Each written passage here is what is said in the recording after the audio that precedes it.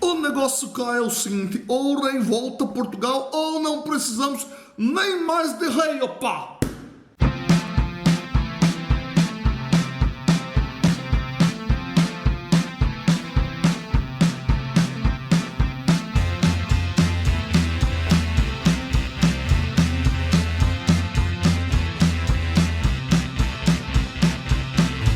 E na videoaula de hoje vamos falar sobre um negócio que é bastante negligenciado quando a gente estuda história aqui no Brasil, mas que é muito importante para a história brasileira, principalmente quando a gente vai falar sobre independência do Brasil. Então, se você não viu o vídeo sobre a independência do Brasil, ó, já vou colocar o link aqui, né? E vou colocar um outro link aqui que está ligado à vinda da família real portuguesa de Portugal aqui para o Brasil. Bem, então a gente vai passar por esses dois eventos aí indiretamente. O que foi a Revolução do Porto, né? Bom, ela começa ainda durante a Era Napoleônica, que nem a gente tratou lá no vídeo da vinda da família real de Portugal para o Brasil. O que foi que aconteceu? Napoleão, né, ali através do bloqueio continental, começou a ameaçar as potências europeias e evitar com que elas negociassem com a Inglaterra. E Portugal ficou ali numa sinuca de bico, até que chega uma hora em 1807, né, que as tropas napoleônicas invadem Portugal e o rei precisa tomar uma decisão, e a decisão que ele toma é fugir para o Brasil, transformar o Brasil lá em Reino Unido de Portugal, Algarve de Brasil, né, e vai mudar a organização política do Império Português. Bem, quando o rei saiu lá de Portugal e veio aqui para o Brasil, aqui ele estabeleceu a chamada abertura dos portos às nações amigas, né? E a principal nação amiga aí no caso era a Inglaterra. Isso acontece em 1810. Só que a abertura dos portos brasileiros às nações amigas gerou um impacto direto na economia portuguesa, principalmente em duas grandes cidades litorâneas lá, que é o Porto e Lisboa, né? Dois grandes centros econômicos de Portugal que estavam ligados diretamente ao comércio com o Brasil, e que essa ação do rei de Portugal vai gerar um impacto muito negativo lá. Bom, além desse problema econômico, outra coisa que gerou bastante desconforto em Portugal com a saída de Dom João para o Brasil foi que o exército português ficou nas mãos do exército inglês. Então, assim, os altos oficiais do exército português respondiam a oficiais ingleses. Cara, isso não deixou nenhum português muito confortável, não.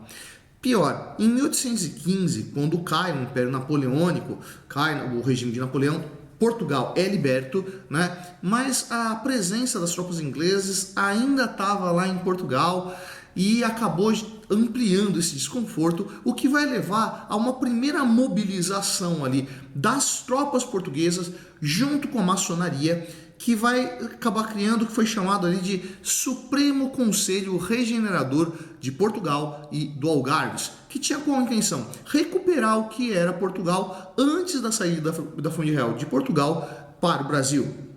A presença de oficiais ingleses em Portugal era tão marcante que quem representava Dom João VI em Portugal, enquanto Dom João estava no Brasil, era um general inglês chamado William Clark Beresford. Bom, essa mobilização portuguesa contra a presença inglesa vai acabar sendo entendida como algum tipo de crime de lesa majestade, algum tipo de conspiração contra a corte portuguesa. E o que vai acontecer com esse movimento que vai agir contra essa presença inglesa? Eles vão ser presos, vão ser acusados e vão acabar sendo mortos. Então, em 1817, 12 líderes dessa rebelião vão acabar sendo enforcados, o que vai deixar a população portuguesa muito mais incomodada e o que vai ampliar o número de mobilizações dentro do território português. Essa mobilização foi tão grande que o general Beresford vai se sentir incomodado e vai fazer o quê? Vai catar um barquinho e vai vir aqui para o Brasil para trocar uma ideia com o Dom João VI. Por quê? Ele estava querendo ali ter novas ferramentas para conseguir voltar para Portugal e conter o que ele estava chamando de um jacobismo. Pois é, o problema é que enquanto Beresford estava aqui no Brasil, a rebelião estourou de vez lá no Porto e se formou um novo governo. E aí o Beresford foi impedido de voltar para Portugal. Pois é, nessa que ele foi impedido, vai aparecer um sujeito chamado Manuel Fernandes Tomás, que vai formar um conselho chamado de Sinédrio, que tinha como intenção restabelecer a organização, principalmente do exército português, removendo de lá quem? a oficialidade britânica, deixando finalmente um exército puramente português. Você conseguiu perceber? Olha que zumba que se formou em Portugal. Portugal estava sem a família real e estava sem o representante inglês que faria as vezes do rei em Portugal durante a sua ausência. O que existia ali? Existia um conselho formado principalmente por burgueses de Portugal, né? Então, Portugal estava vivendo a sua Revolução Francesa, né? A sua Revolução Liberal, né? E nesse momento eles percebem que estão com a faca e o queijo na mão e vai acontecer lá em 24 de agosto de 1820, o Sinédrio acaba decidindo o seguinte: bom, já que tomamos conta de Portugal, vamos estabelecer o que deve ser Portugal até então. E aí se cria o que foi chamado de Junta Provisional de Governo Supremo do Reino.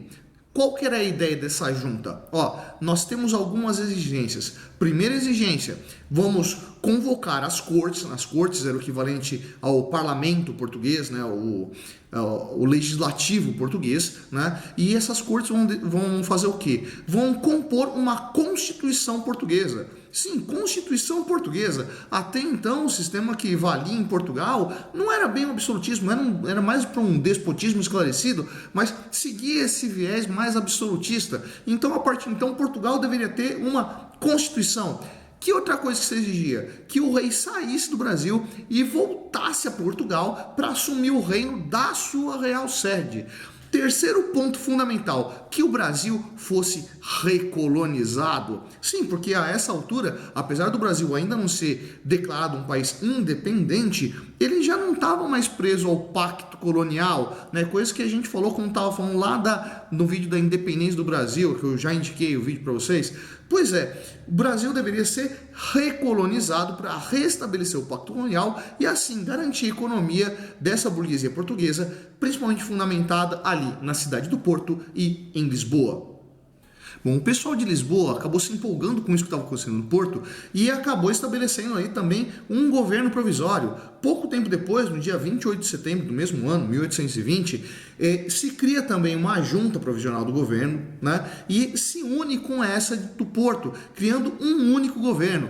E o que vai acontecer? Já que existe um governo novo português e um governo revolucionário, vamos convocar as cortes constitutivas, que vão ser aquelas que vão constituir a nova Constituição de Portugal. Ou seja, quando Dom João voltasse para Portugal, Portugal já ia ser um Estado novo, já ia ser um Estado moderno, já ia ser um Estado burguês dotado de Constituição. E assim, o rei ia ser semelhante ao que era o rei da Inglaterra, um cara que reina, mas não governa, é um cara que tem autoridade ali, mas que está dependente do parlamento, depende de toda uma negociação que vai envolver principalmente a burguesia portuguesa. Diante dessa revolução toda que estava acontecendo em Portugal, Dom João, que não era nem um pouco bobo, percebeu que era hora de voltar para Portugal. E em 1821 ele retorna para lá e vai se juntar às cortes constituintes para conseguir elaborar junto com eles essa primeira Constituição portuguesa.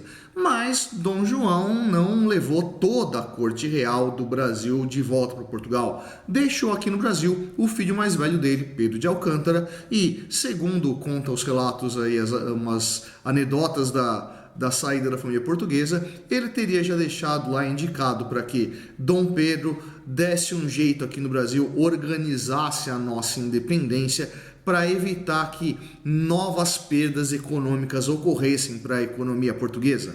Bom, retornando para Portugal, 7 de setembro de 1822 vem a independência aqui do Brasil e no dia 23 de setembro de 1822 Portugal se torna uma monarquia constitucional. Foi proclamada a primeira Constituição portuguesa. Percebe então que a Revolução do Porto aconteceu por quê? Porque a burguesia portuguesa tinha perdido muito com a migração da família real de Portugal para o Brasil. Precisava reorganizar Portugal para que a economia portuguesa voltasse a crescer e voltasse a beneficiar essa camada comerciante. Não era possível isso com o rei aqui. A abertura dos portos brasileiros vai gerar um prejuízo gigantesco para essa burguesia portuguesa.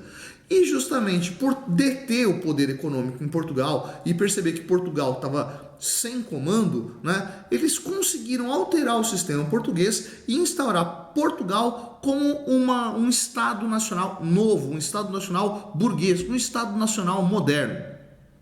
Percebe também que se não fosse a Revolução do Porto, a independência do Brasil teria seguido um processo completamente diferente, porque a gente estaria falando de um outro momento, de uma outra realidade na economia brasileira e que talvez isso nem envolvesse Dom Pedro I. Então, humildo, aprendesse mais esta, curtiste a aula de hoje. Se curtiu, vai lá embaixo, dá um curtir. Não curtiu, vai lá embaixo, dá um descurtir. Essa foi o projeto do Suetônio. Eu sou o professor Fábio e você, meu nego, você deveria estar estudando, pá!